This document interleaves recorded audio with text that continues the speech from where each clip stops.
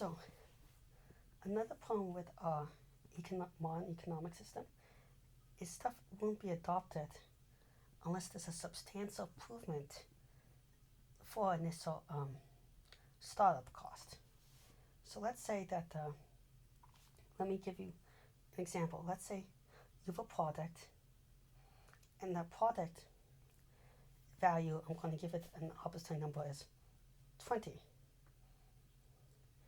Now, the investment to improve it, now the new technology has a value of 25.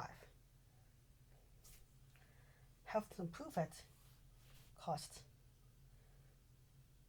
$100, and it's just not worth it yet until a new iteration of technology that makes this whole thing from 20 to 25 good to 30 good.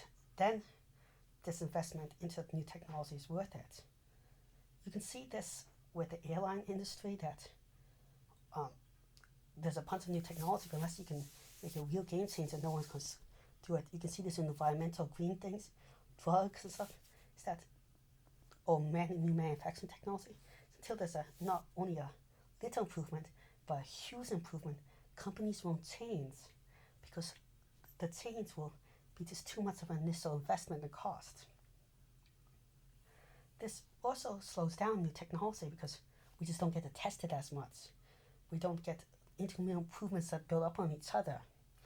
That we don't see that, maybe this new technology reduces accidents by 1%, so we add that. We're seeing it on a massive scale, so then the 1% improvement saves hundreds of lives, but then we see it where it's bad, and then we try something else. Instead, we wait until this perfect new technology exists. The way around this is simply either you have the consumer, there's a couple ways around this. Either the consumer really has to push hard, you get lucky, or you get lucky and get a good investor or person that moves it because of their own goodwill, lucky, or you're going to have some sort of government intervention to really push for new technology.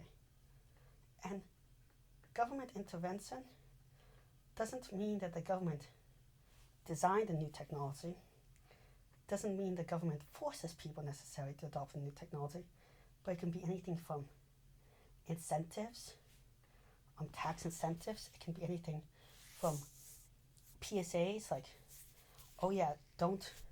you should buy electric cars, or don't smoke, or jewels are unsafe.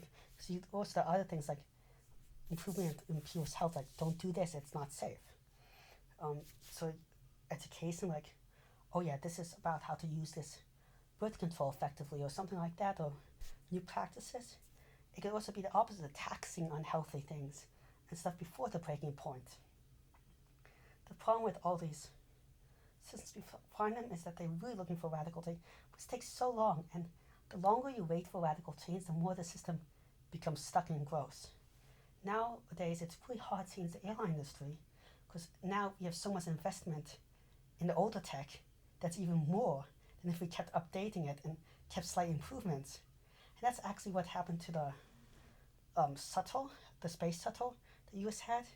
Was by the end, there's calculations, but they could have saved a couple tons in the weight if they replaced the computer with modern day computer chips. But they just waited so long until there was a huge improvement that they couldn't do it anymore because they lost track of all the technology and everything, and they were so ingrained that it was just so hard to replace. And instead, they kept figuring out how to replace it periodically.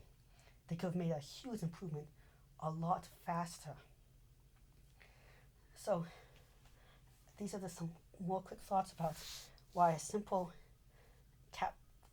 free market system does not work or lead to the greatest innovation, and a little bit of ideas of how we can improve it as a society. Thank you very much. Please like and subscribe. I'm trying to reach 1,000 subscribers within a year, which is really difficult. With all your help, I think I can do it. Thank you very much, and if you have any questions, leave them in the comments section below, or anything else. Thank you. Bye.